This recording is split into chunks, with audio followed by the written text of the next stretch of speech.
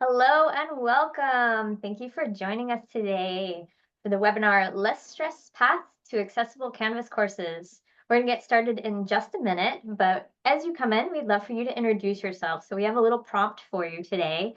We want to know, since we're working on this idea of reducing stress and travel and that accessibility is a journey, we want to know, what are you doing for the most important thing for traveling, which we all know, snacks. Snacks. What are you packing for your travel snacks? So if you would, in your chat, make sure your chat drop down is set to everyone and tell us where you're coming from and what either hiking or travel snack are you packing on your journey. What's your favorite hiking or travel snack? Jennifer, do you have a favorite snack that you pack? Well, I'm going to go with a pretty traditional trail mix, but I do make it myself. And of course, it includes a mix of nuts and real salty ones, and dried fruit, and of course, a little chocolate for that boost of energy. Yum, yum, yum, yum, yum. Love Yeah. it. Stephanie, do you have a favorite hiking or travel snack you take with you? On road trips, I always loved to stop and get Gardettos, but they like 7 years ago or something, they took out the little sticks with the sesame seeds, and it was a real tragedy. Oh no. It's dedicated to that tragedy. But I see a few people talking about, I see tortilla peanut butter roll-ups. My husband's aunt swears by peanut butter and pickle sandwiches on a hike, and Ooh, she says don't knock it till you try it. Bizarre, but throwing that out there for anyone who needs a new snack idea. a little protein and then some salt to help you retain the hydration, maybe? Little crunch. It doesn't go as Okay. bad as maybe meat. Yeah. So Okay. yeah. Nutritionally, I can understand it, but my taste buds are not on board yet. Novelty, maybe worth a try once. Very good. Stephanie, will you do me a favor and check your volume settings? You are a little on the quiet side again. Oh, let's go in there and see. Sounds good. Yeah, please continue to tell us where you are coming from and what your favorite hiking or travel snack is. Ooh, I want a homemade fruitcake. That sounds delicious. Sounds delicious. And make sure that your chat drop down is set to everyone. It defaults to just a host and panelist. And as much as we love seeing your chat and your fun snack suggestions, we want everyone to know what are your favorite hiking or travel snacks. We're gonna get started in just a second here. We're gonna let more people join. We're very excited to have you today for this webinar. Jump in and test the sound. Is it better now? Much better, thank you. Okay, I just had to toggle that setting on and off again. It was already on, but who knows? Okay. Mmm. Upvoting peanut butter and pickle sandwiches. I love it. This might be the divisive one. Peanut butter and pickle sandwiches. I will admit my curiosity is piqued. I don't know if I'm not brave though. I could kind of imagine it working, right? There's a sweet, salty, crunchy thing that might be very appealing. Yes, we are going to be sending out the recording. It will go out tomorrow, so no worries on that. And make sure that your drop down is set to everyone as it defaults to hosts and panelists. Kristen, do you want me to jump to the next one? All right, I think, So yeah, let's go ahead and get started. Okay. So welcome to our webinar, The Less Stress Path to Accessible Canvas Courses. I am Kristen Powers, the Marketing Engagement Director at Cidi Labs. Today we're going to explore how to navigate the complexities of accessibility with ease, using innovative tools to minimize the time and effort required for content remediation. We'll traverse through uncharted terrain into practical strategies to prioritize and manage accessibility tasks efficiently, track your progress, and celebrate your achievements along the way. Whether you're just starting your accessibility journey or looking to refine an existing approach, this session will provide you with valuable insights and actionable tips. Let's make sure you're prepared for our trek today. This webinar is being recorded, so if you go off trail and miss anything, we've got you covered. We've set some time aside at the end of this journey to answer any of the questions that come up as we go. So please use the built-in Q&A feature of Zoom for any product or feature questions, as we are demonstrating a whole lot of fun and exciting things today. We have some Cidi Labs support scouts on the lookout for your questions so they can answer those immediately, but we'll also be marking some questions to save for the end. So use that feature and don't put them in chat, put them in the Q&A so that they don't get lost in the wilderness of your chat thread. If you haven't changed your chat drop down yet, make sure it's changed to everyone so that we can all see your comments. Now, please allow me to introduce our guides for today's excursion. Stephanie Tate is a former customer who recently joined our team as our product and marketing manager. Throughout the demos today, Stephanie will be sharing the experiences from an instructor perspective. Jennifer Malkovich is our VP of Product Management and Marketing. Throughout the demos, Jennifer will be sharing the experiences of an admin through different moments across the accessibility journey.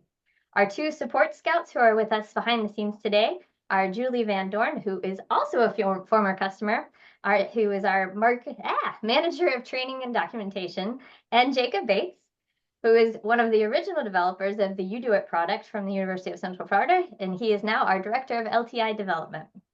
They'll be answering questions in the Q&A and helping us save questions for the end. This is just a small fraction of our team who helps make sure that you fall in love with the journey. We have some team members in chat, so please say hi, team. If this is your first time joining us for Cidi Labs, let me tell you a little more about us. Cidi Labs was founded out of a partnership with Utah State, where Kenneth Larson, our co-founder, was working as an instructional designer. He was given permission to hack Canvas and started making the first iteration of what would later become Design Plus. Over the years, our team has grown with educators, instructional designers, and former customers who are drawn to improving the learning experience for everyone. We have 6 products for Canvas, from accessibility to course lifecycle management. All of these tools have been developed in partnership with our customers and with partnerships through universities. Today, we'll be showing off 3 products: You Do It, Tidy Up, and Ready Go, that'll help reduce your stress along the accessibility journey and help you reach your milestones. If you're curious about any of our products, please reach out for a demo so we can help you find the right tool for your needs. I'm going to drop a link in chat so you can sign up for a live demo with us. And then I'm going to go ahead and turn it over to Stephanie, who's going to help you gather some information for us to navigate together today. All right. So, hello, everyone. While we have a route planned for our session, we want to start with a poll before we embark that will help us guide the group and really highlight moments during the journey that matter most to you. So the question for you all is this: if you could take away one souvenir from our journey today, it would be the ability to do what? And we've got several takeaways listed, from configuring an accessibility scorecard that automatically scores courses based on your institution's priorities, to reducing the amount of content needing remediation, to supporting instructor learning and accessibility right inside Canvas. So we'll give you a moment to look that list over. Yeah, it looks like my adding a poll yesterday did not actually set in. And so I am quickly making that poll for you, and it'll be up in just about 1 minute. You can see the options on the slide, so this will give you a head start. Look those over. Do the difficult work of, if you have to only pick one souvenir, right? What would you pick? And then when the poll is launched, you'll be able to select away. The good news is that we aren't going to limit you to one. At the end of the webinar, you will be able to take them all. So for now, we're asking you to prioritize, but don't worry, there won't be a limit. No, absolutely not. All right, here we go. Thank you for your patience. Some quick work. I know, so fast. Yay for copy and paste.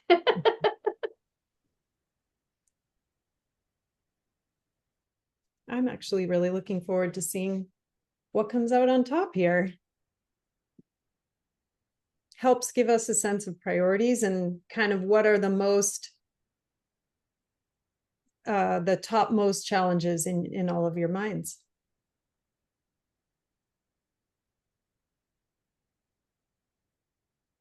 Yeah, thanks, Julie. Some of you were troubleshooting for us and just answering in the poll thing or in the chat. Thank you. But double up in the poll so we can, see that across the board for all of you. All right. Well, we can let people keep selecting, and I'll jump us forward. And then Kristen, you just let me know when we're closing that poll up and we'll review. But as Kristen mentioned at the top of the webinar, our tools have been designed as practical solutions for the real and important work that you do. When it comes to current accessibility work, for some of you, your primary focus may be ensuring your courses are Title II compliant, or others of you may be gearing up for a specific portion of your journey, like tackling all those untagged PDFs in your courses, right? Today, we want to showcase how our tools can support your accessibility journey every step of the way, no matter what your current location is, or what your next destination might be, or how many obstacles you anticipate facing. So I'm going to go ahead and share the results for the poll. We have a very high for easily guide instructors to complete accessibility tasks. That's the souvenir people most want to take away from today, with second being reduce the amount of content needing remediation. Great. Those are top two. Awesome. Well, that'll help us really highlight those moments as we go through today. So lastly, before we head out on our journey in this session, we want to calibrate to the underlying reality of accessibility work. Accessible courses are good for all learners. Just like the curb cut example in a sidewalk, where making crosswalks accessible for wheelchair users helps cyclists and pedestrians pushing strollers, which is my life situation right now. Simple accessibility fixes like headings or descriptive link text really support learning for all. So while we share super practical tips and tools to help you make your journey less stressful today, we want to keep ourselves directed toward accessible courses for all learners as true north on this journey. So All right. Oh, sorry, Stephanie. good. Oh, I think it's time to review our agenda, or maybe I should say our itinerary, right? We chose this metaphor of a journey today, not only because it's obviously fun, who doesn't love a good journey, but also because at Cidi Labs, we really do see accessibility work as a journey, not a destination. So as with every journey, there are many different ways to travel. And our hope today is to enable you to take an easier, less stress path on this journey to more accessible Canvas courses. We've outlined 4 key segments of our journey today, starting with surveying the landscape, where we'll help get you the information you need to prepare for a successful journey and really map out the best route, that less stress route. And then we'll walk through ways to lighten the load or lessen our baggage, making the journey much easier to manage. And then we'll start to gain some momentum on our journey, which includes, of course, learning along the way and getting those experiences that really motivate us to continue on a journey. And finally, my favorite part, we'll pause to take in the views and really just admire our progress. So, as with all journeys, bringing along the right equipment can make all the difference, right? So we'll be exploring 3 tools today, which can not only individually help you in your accessibility work, but when they're put together, they really result in a powerful combination that can support every step of the journey. UDoIt is our Canvas course accessibility assistant, and it's the tool that lets you remediate and also learn about accessibility issues. So that's going to be the tool that really helps with the biggest souvenir you all identified. It also has a powerful admin companion tool that we're going to look at as well, that helps you monitor accessibility at the account level. Tidy Up is a Canvas course cleanup tool that lets you feel like Marie Kondo as you conquer clutter. And if you don't realize, that really relates a lot to accessibility, which we'll explore today as well. And finally, Ready Go is our brand new course lifecycle management system that helps you oversee and streamline all of that work involved. And you know, it's a lot of work to support your accessibility and quality at work initiatives at scale. So with that, I think it's time to get going. Yeah.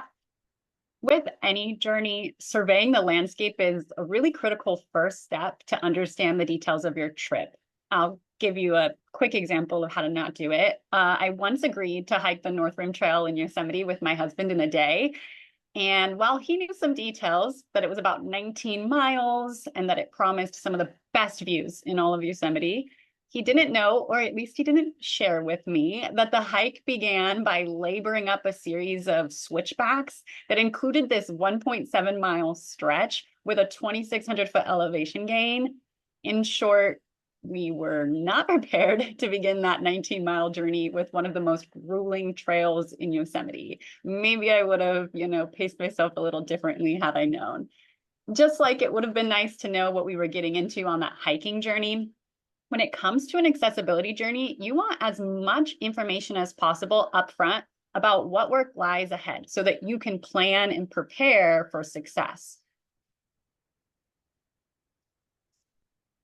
So I couldn't agree more, Stephanie. I've had that experience myself, just sort of lacking perspective. And so today, in order to properly survey the landscape, we really need to get a good vantage point, which in this case is really having the ability to easily gather and aggregate data about your Canvas courses to understand how accessible they are. And if they're not, where do the problems lie? So with the right set of data, you can not only assess the state of accessibility within and across your courses, but you can also identify the most common issues that are happening across courses and really help map out a route for your training needs and your plan for remediating those issues to meet your goals. So some of you might be thinking at this point, that sounds great, but gathering that type of accessibility data isn't as simple as checking a topographical map or seeing all those traffic lines on your GPS. Well, I am happy to share that with UDoIT's forthcoming accessibility scorecard functionality, you'll have the vantage point that you need to really understand the accessibility landscape at your institution. So let's take a look.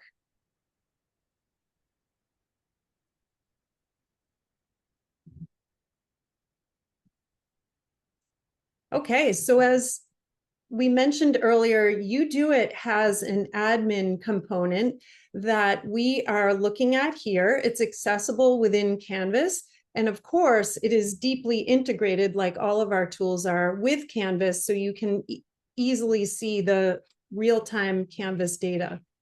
So this new scorecard will be available at the account and sub-account level in order to really choose the set of courses across Canvas that you want to look at, as well as the set of time, so the term that you may want to focus on.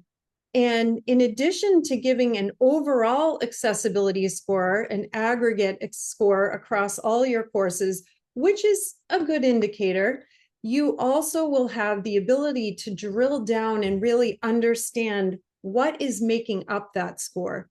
So to do that, the scorecard has organized issues into 3 different categories based on impact levels. So what are those really high impact issues that are going to make the biggest difference in accessibility versus the ones that just carry a little less weight?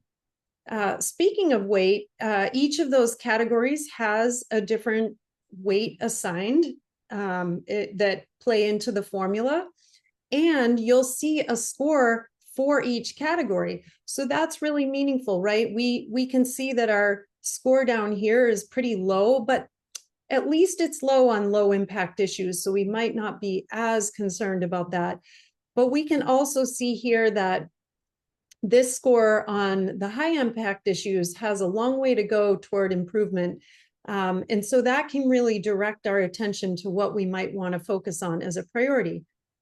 Also, if I want to learn more about what is making up that category score, I can expand it and see the types of issues that have been designated by my institution as high impact that are really, again, contributing to that score and how we're faring on those. So here you can see, looking at the data, we are not doing too well on issues pertaining to links and video captions. So that really tells me I might want to put together a training for our instructors that really focuses on the importance of video captions or descriptive links for those screen reader users. We can also see that while the score for images is not too bad, we have a lot of images that still need alt text work. So these are some examples of how you can really glean the information you need to gather in the scorecard to kind of get that vantage point. And while I'm here, I'd like to just point out that this scorecard is totally customizable for each institution. So you can change those weights. Perhaps if you want to up the weight or lower the weight of anything and balance it the way that makes sense to your institution. Also, if there are issues that we will provide a default, of course, but if there are issues that you feel are really important, there are a lot of tables in your courses or embedded media, for example, you could bump that up to high impact and really decide again where these types of issues lie in terms of your focus on impact and priority. And the last thing I'll show here is we can go over to the courses tab and now see a score column here. And that would make it really easy for us to quickly sort by score and identify the courses that have the lowest scores. And so that we might want to really reach out to those instructors and encourage them to start using UDoIT more to fix their issues. Or I love the positive example of looking at the highest scores and reaching out to those instructors to give them a high five and congratulate them and really encourage them to keep on moving. So as you can see, this new admin scorecard will really provide you with that key vantage point that you need in order to keep moving along in the journey. Amazing. And with all that information at your fingertips and the planning it allowed for, you're ready to get going on your path, right? We have found a faster route using TidyUp and ReadyGo that will lighten your load. Press Accept to continue. Well, I thought we were ready, but apparently there's a faster route, and I love when I'm provided those faster routes. And I think this one might save you more time than the occasional 1 to 2 minutes your Google Maps promises when you accept the new route. All right, well, we've arrived at our next segment of the journey, which is focusing on lightening the load. So how many of you at some point on a trip, you don't have to raise your hand, but maybe self-reflect, have realized that you took way more than you needed, making your travels a little bit cumbersome. I myself am a guilty overpacker, but maybe there are some minimalists out there who realize that taking the time to whittle down your belongings to the bare essentials can make a much smoother journey. Kudos to you. Lightening the load is a concept that we're going to apply to the accessibility journey now as well. And here we're just saying that an important step to take really early in the journey is to take some time to remove any unnecessary baggage, as it will make the rest of the journey much easier. And what do we mean by baggage here? Well, we are talking about all of the unused, unneeded, duplicative, maybe even triplicative, if that's a word, course files and content that are just cluttering up your Canvas courses. You don't want to waste precious time and resources remediating content that students will never even see. That's like carrying a bunch of bulky, heavy things that you'll never even use on your trip. Another way I want to point out to lighten the load that we're going to look at is to work up front on distributing the load effectively. So on a backpacking trip, you wouldn't have one person carrying all the heavy things, no matter how strong they were, right? You might feel a little bad about that. Here, we're going to show you how our tools can make it easier to bring others like instructors along for the journey and to really provide them with clear ways they can help carry the load. So getting back to your number one souvenir here. So we are now going to take a look at two tools that, especially when used together, can make it so much easier to lighten your load. First, we're going to use our new version of Ready Go, which puts insightful data from Canvas and Cidi Labs tools at your fingertips to find the courses that have the most clutter or baggage. And then we'll use ReadyGo's task management and communication capabilities to distribute the load of really cleaning up those courses, decluttering those courses. And that's when Tidy Up comes in. We'll show you how to use it to quickly identify and delete unused files and content from your Canvas courses to avoid wasting time focusing on accessibility issues and content that's not even used. If I recall, that was the second most popular souvenir. So we'll definitely make sure you take that away as well.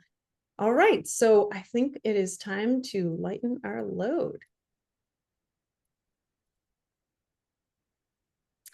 So I am now in our new Ready Go tool. And as you can see, we can organize courses into batches that really is just a convenient way to group courses together that we want to work with for particular reasons. So as you can see here, I have created a batch for our accessibility audit.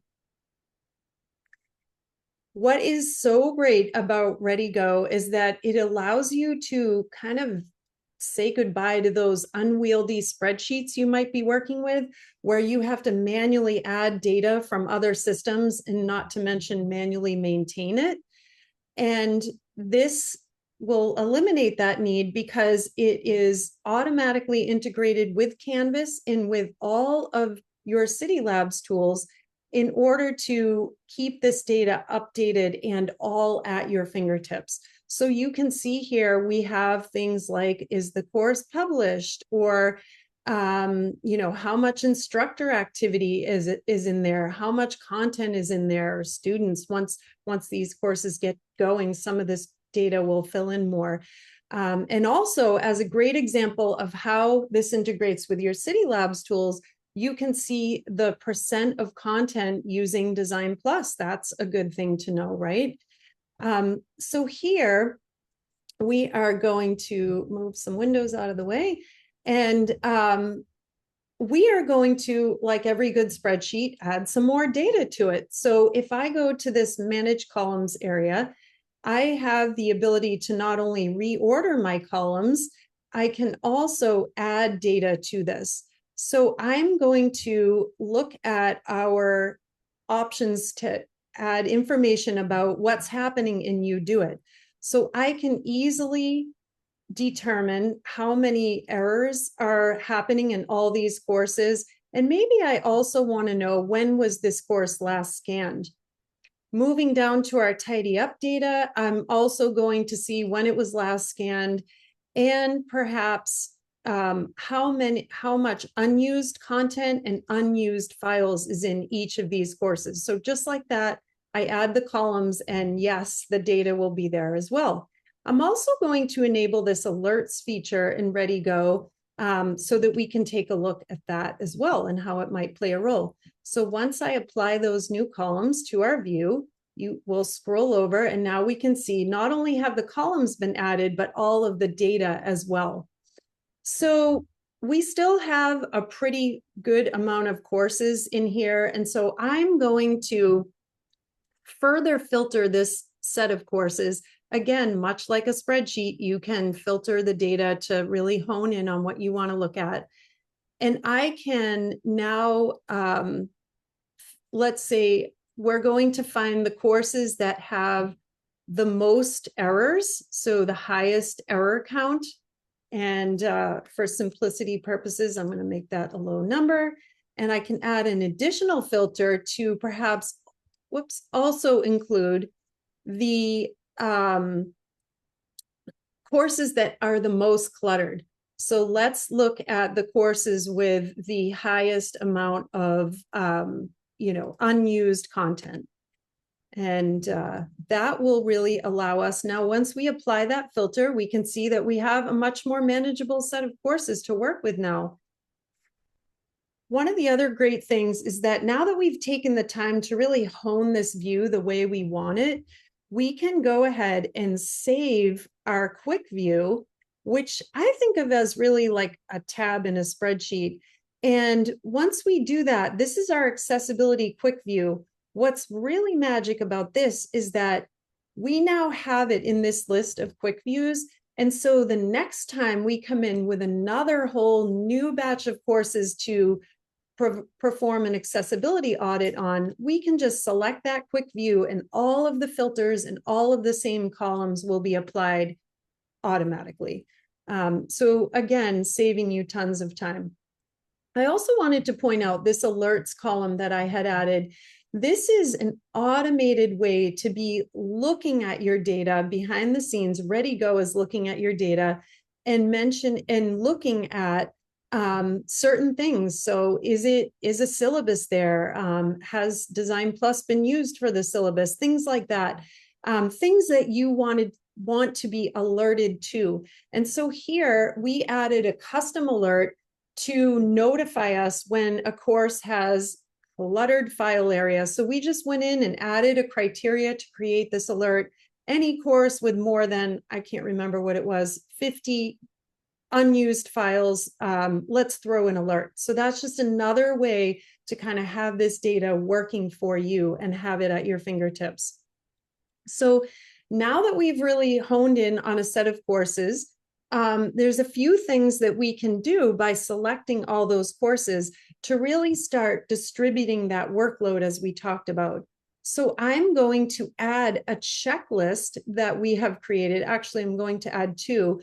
We created a checklist, which is essentially a set of tasks that will provide those clear instructions to all of the instructors and designers in this course, which Stephanie will show from her perspective in a moment, to these courses.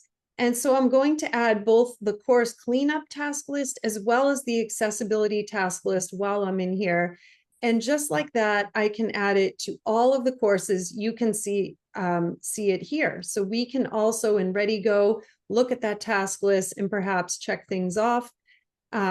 Speaking of the scanning, if we had looked at that column to find that the scans had not happened recently, in this case they have, we could go back up to our bulk actions. We could run the you do it and tidy up scans from here to make sure that the people in those courses had the latest data and that we weren't relying on them to run the scan. And while I'm here, I'll do one more thing. I am going to send a message to our instructors of these courses to really, again, get them started on this fun cleanup initiative.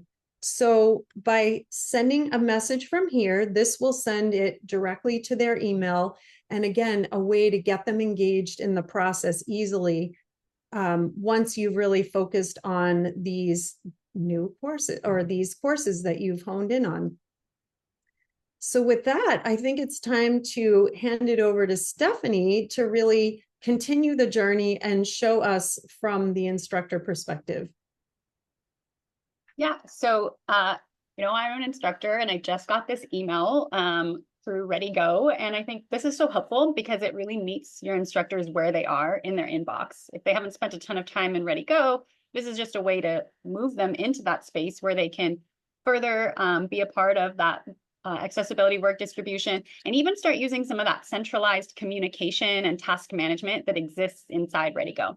So I got my email and I'm like, oh, I'm going to go clean up my course. So I can head into the course that this message was referring to. I'll go ahead and open this in a new tab just so we have some space, but I'm opening the ReadyGo instructor view portion for myself from the course navigation. And when I'm here, I see those checklists and tasks associated with my course that Jennifer just added. Here they are.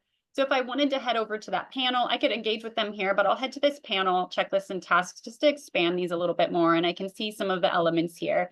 But notice I was told I needed to do a course cleanup. So when I head into my course cleanup tasks, I can even drill into these tasks to see if there's any additional support. And I want to say this, those of you who are talking about wanting to help support your instructors, this is an amazing option here where you're in the description for any task, you can even provide just-in-time support resources. I could learn how to watch Tidy Up and then go to Tidy Up over here in my course and begin the process of cleaning up my course. So a lot of you were interested in cleaning up your courses as well. Tidy Up is our simple magic tool to help you with that. You can just select that green scan course button, and essentially what's happening is Tidy Up is looking for unused files and content in your course. And the way it determines whether things are unused, if we start by thinking about files, files are in use if they are linked or embedded in some of your Canvas content, think like on a page, or linked in a module, right, as one of the module items.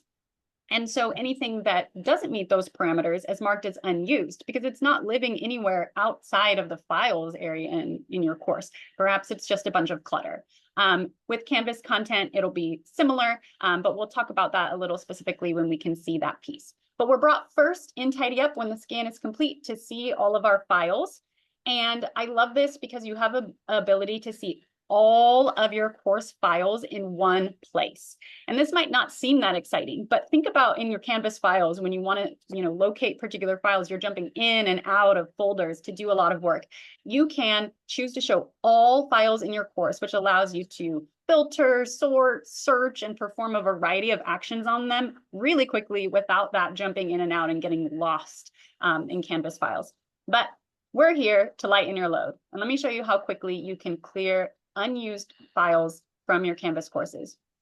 Here in my show filter, I can choose unused files.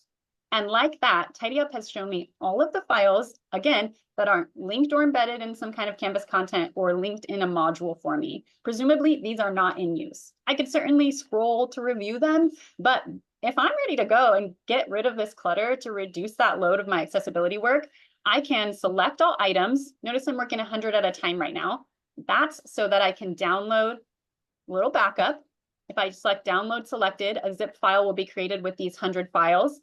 This is a nice little reminder to do this because perhaps a week later you realize you did want Turtle 1 JPEG, but probably not if it wasn't used in your course. You could go ahead and download all of those items and have that backup.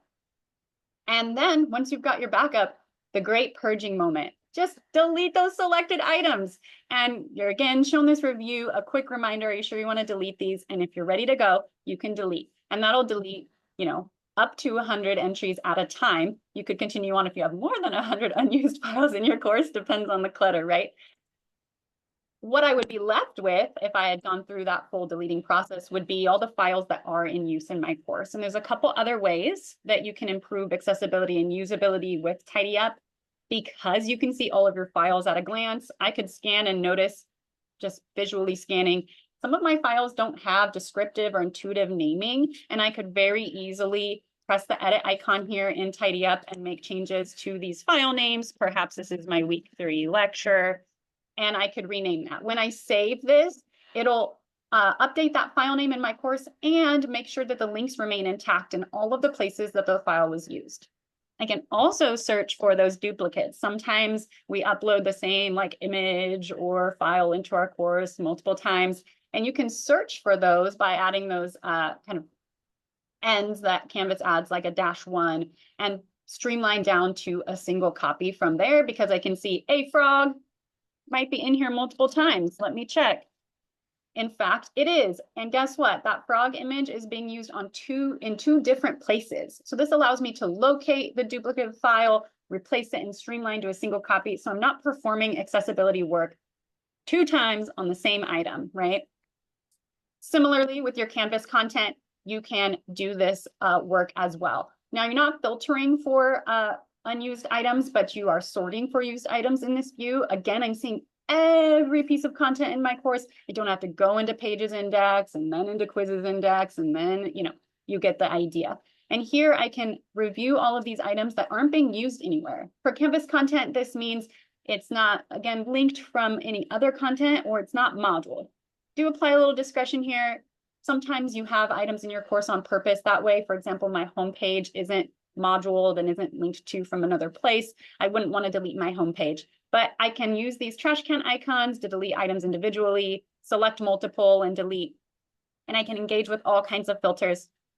Just like with the files area, I can also search for duplicates. You know, if you made a duplicate at some point intentionally, it'll have copy after it, and you can find out if you have a bunch of those. Or if you accidentally imported the same item more than once, you can do -2 or -3 or however many dashes for the number of times you accidentally imported the same item. So Tidy Up allows you to do this course cleanup really quickly. And if I were the instructor who completed my course cleanup and I'm feeling really excited, I can come back over to Ready Go and I can mark that item as complete here. And that's going to show view for anyone else who is viewing that course and that checklist with me. All right. I can also change the status of my course. So if I had finished that, if that were what I needed to do and all of my items here, I could say that this was ready, right? But I've got some other items on my checklist, so I don't need to change that status just yet. So let's jump back to our slides because we have really lightened that load. And now it feels to me like we're pretty prepped and ready to pick up some speed, wouldn't you say? I feel like we efficiently packed and we have all the goodies we need to actually maybe even enjoy this upcoming trek. Yeah, we have far fewer files and maybe we have our peanut butter pickle sandwiches ready. We've got, here comes the momentum. But we want to say all that preparation really does make the journey much smoother and allows you to actually gain some momentum as you continue on the accessibility journey, right? Just like other journeys, once we're out the door, we're focused on making progress and we're constantly learning at each turn, which all contributes to that ever important sense of momentum. I think of how, you know, I grow familiar with a route when I've driven it more than once, and it requires maybe less cognitive focus from me. Or maybe I no longer rely on GPS, or even better, perhaps I know my favorite stops along the way, right? So in the same way, when you're actively working toward an accessibility goal, the process and learning experience can really serve you in building momentum, both for the current leg of the journey and in the future.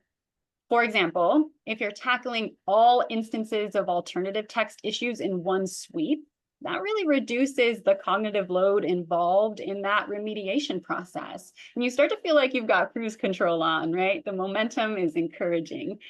And when you learn about accessibility issues while fixing them, that immediate practice really solidifies the learning and helps you design for accessibility going forward. And I think this is one of those keys when we talk about really helping support instructors during the accessibility process, as so many of you wanted to, know more about or figure out ways to do.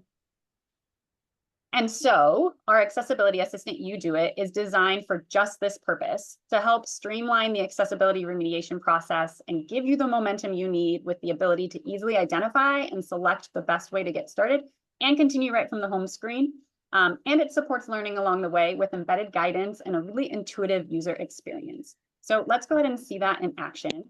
Similarly, if I wanted to, find out what I might be working on for accessibility in this course, I can come into Ready Go again, and I can say, oh, I've got some accessibility tasks. Let me check those out here. And I can say, oh, I'm going to scan my course with You Do It. I'm going to do some PDF conversions. I'm going to add alt text to images. I want to know more about that. And so I'm like, oh, hey, again, I've got some guidance here. And I'm going to go ahead and hop into You Do It and get started. So when I head into You Do It, and it loads, I'm actually going to be shown a scorecard that's going to look a little familiar to you because you saw it from the admin portion a moment ago. I have a welcome screen that helps if I need a little more information about You Do It, if I'm an instructor or something like that. But I'm going to just jump right in so we can see the scorecard. Looks familiar, but this one is just for my course, where the admin view that Jennifer showed earlier was to get a sense of this accessibility status across courses in an account or sub-account. This is just for my course. And I can say, hey, you know what? I feel pretty good about 83%, but I really want my course to be accessible for all learners. So this isn't enough for me. I want to keep going. And so I'm going to look at my scorecard here and I can see, hey, in my high impact area, I'm doing pretty good. But because this is a high impact area, I'm wondering, where can I still improve? How can I get that score even higher? And if I drill in, I can see, okay, captions, page headings, those seem like they'll be quick fixes. Those scores are pretty high, but images is only at 76%. And you know what? I just had that link about alt text and images. This would be a great place for me to get started. So I can use the scorecard to get started working on all of the image issues in my course, streamlined to really help me make progress and gain that momentum because I'm working on kind of the same issue multiple times. So what does this look like for the instructor?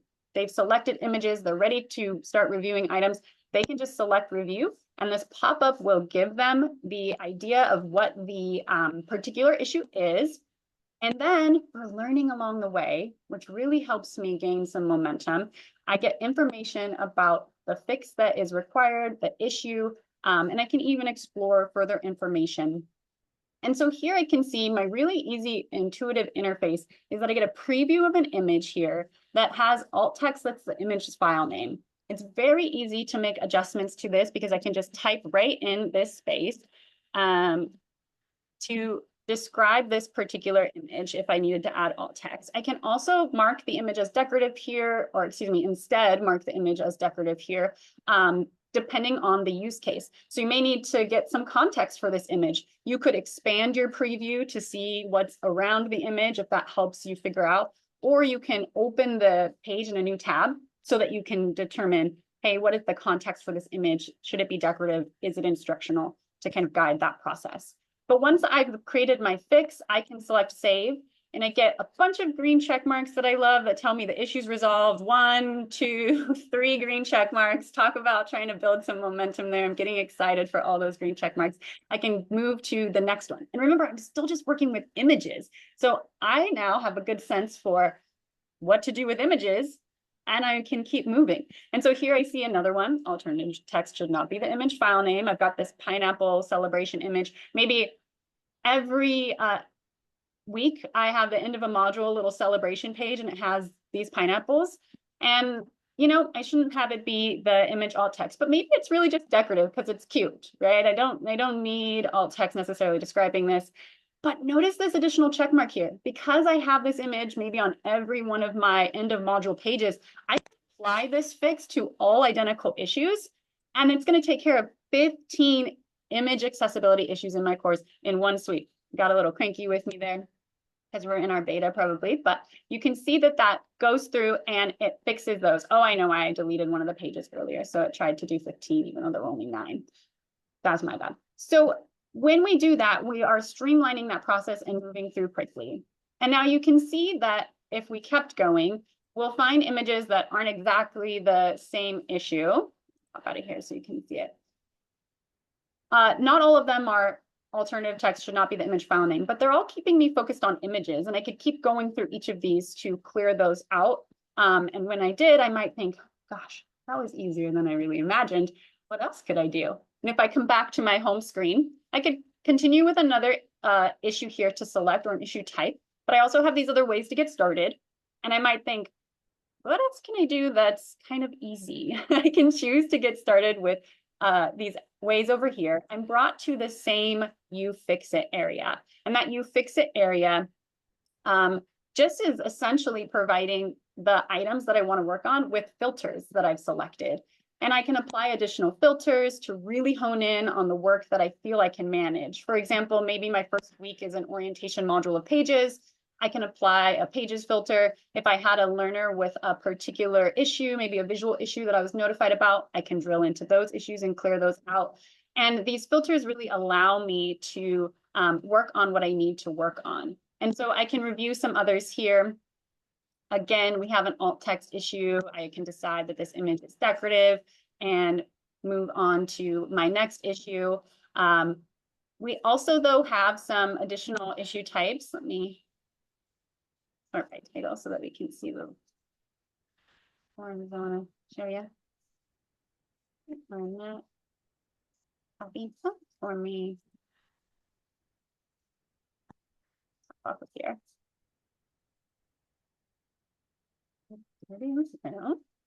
Let's just show you a few. So I'm going to show you another one for color. If we're using color alone for emphasis, we can fix this issue really quickly by choosing to make the text bold to provide emphasis instead, or make the text italicized, or both. We can even remove color if the color wasn't supposed to be there. Perhaps it was that accidental copy and paste and it looks gray, that kind of issue. We also have issues where we can change the color contrast. These should have been sorting for me, so I apologize as I'm jumping around here. Yep. And just go to color so that you can see that.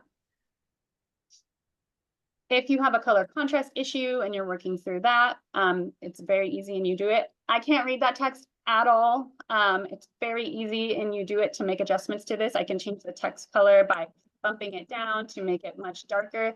But even if that were taking too long and you press the button too many times, I can show a color picker and I could say, actually, I prefer green. So go from there, right? Or maybe it was just supposed to be black from the beginning. And I can do all of that. So there's a lot of amazing features inside UDoIT that make it really easy to streamline that process for your instructors, to teach them along the way and have that user interface be really easy to work with. If I were thinking, okay, what else is really bogging down my score here? I might notice that my PDFs are at 49%. Oh boy, I want to do something about that.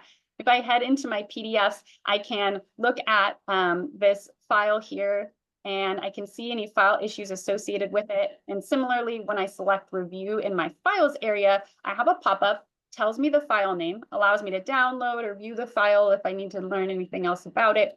But what's really, really amazing about UDoIT in supporting your instructors, as so many of you are concerned about, is the ability to request these alternate formats.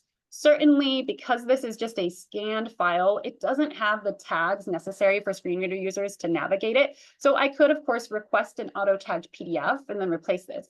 But I want to point you to something that really helps distribute that load, which is requesting a Canvas page.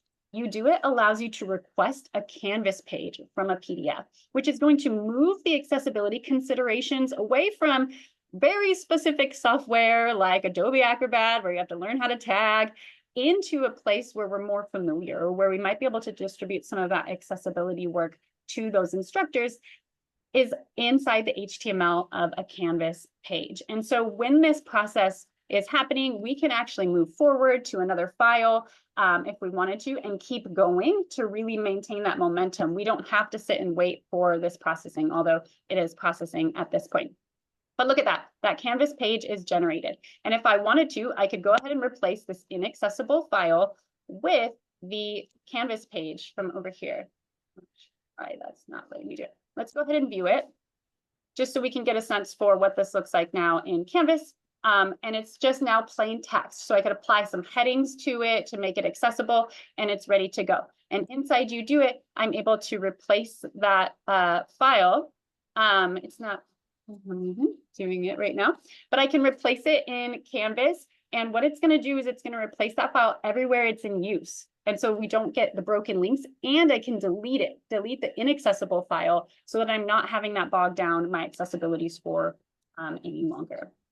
So hopefully we've highlighted some of the ways that you can gain momentum by using UDoIT. Awesome, Stephanie. And I have to add one more thing because of some of the questions we got.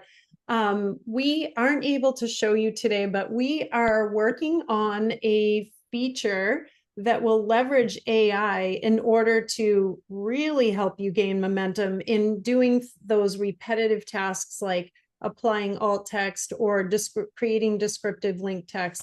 And so stay tuned for that. We're going to show you at the very end the ways that you can stay on top of all our latest developments.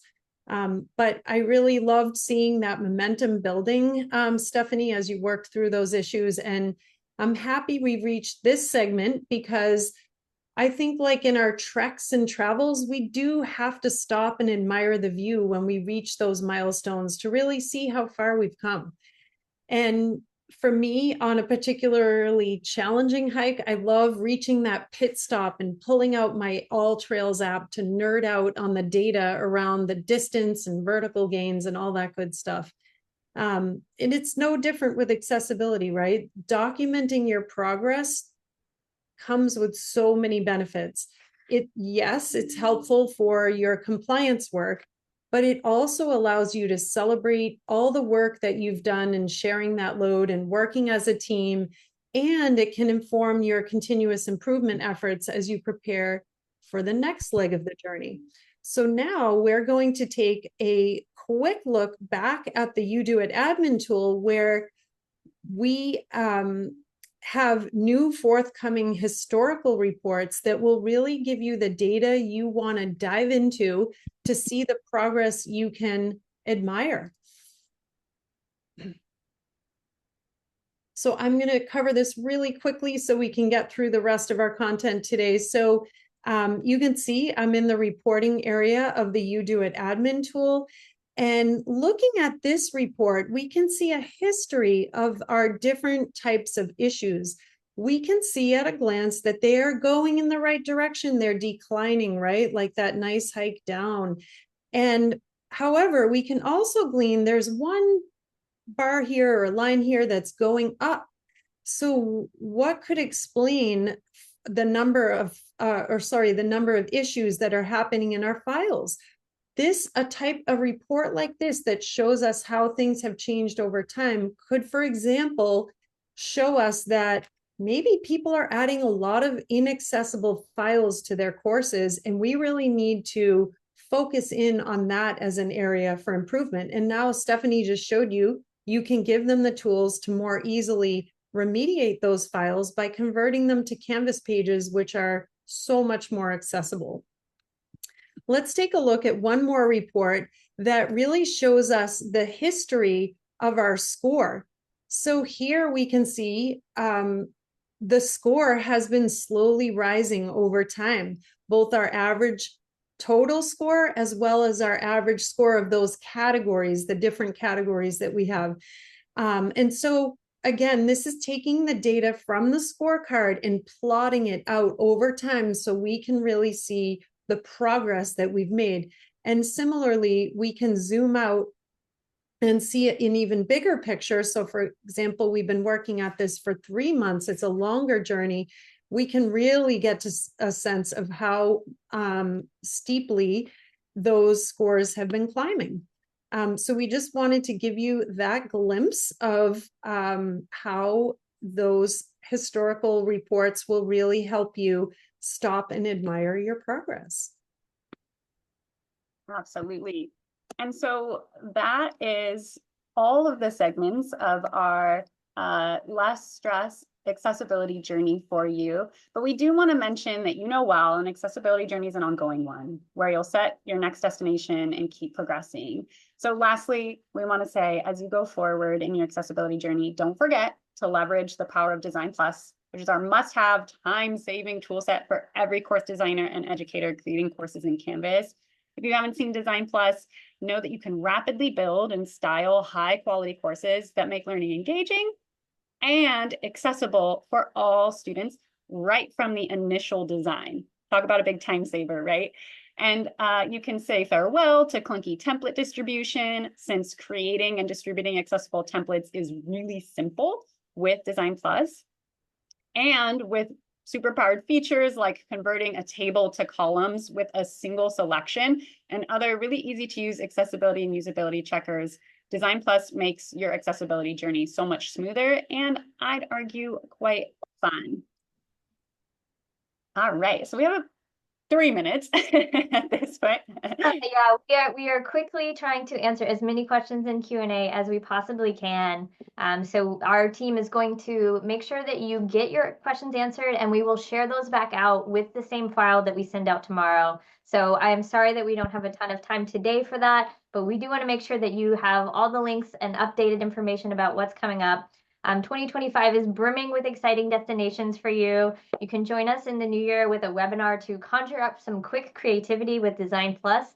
That's the one we'll be showing the new content wizard. So if you've been asking about how do I get someone started who's new to Design Plus, this is going to be the answer to that. We also have our Design Matters Live series that every month we'll be sharing real challenges where we take research and show how you can improve your Canvas courses. We'll be covering increasing instructor presence and interaction in January. And then we've got other topics, consistency, removing obstacles, and interactivity. All of these have been suggested by you. In February, we also have the University of Denver. They just did a session at OLC, and they're coming back to talk about how they are using Design Plus to benefit instructional designers, faculty, and students, a win-win-win situation. And we have a couple of destinations marked for 2025. You can find Cidi Labs from California to Texas to Florida, just to name a few of the locations we're going to be showing up for educational conferences in 2025. Come by our booth, get some swag, can help make your travel even more easy if you have a shirt or sunglasses from Cidi Lab. And lastly, we want to make sure that you have some links to stay connected with us. I'm going to drop a whole bunch in chat for you so you can get our newsletter, sign up for our monthly digest, check out any webinars that you may have missed. I'm going to drop all those now in the chat. And while you're doing that, Kristen, I'll just say, first of all, thank you to our amazing team behind the scenes answering those questions fastly and furiously. If your question did not get answered, please reach out to us. Our website has a contact us link, and we love hearing from you. If you have any questions at all, or we really encourage you to sign up for that live demo in which you get that one-on-one attention to really dive as deep as you want on any of those features. I know we threw a lot at you today, but setting up a one-on-one meeting, we'd love to meet with you. And we can answer any and all of your questions in that type of a session too. We encourage you to do so, but hopefully we got to the majority of your questions. And again, thank you so much for your time and attention today. Like any good journey, I am both exhilarated and exhausted. Yes. All right. Are we ready to wrap? I think that's it. Enjoy the rest of your day and make sure to enjoy some snacks. All right. Thank you, everyone. Bye-bye.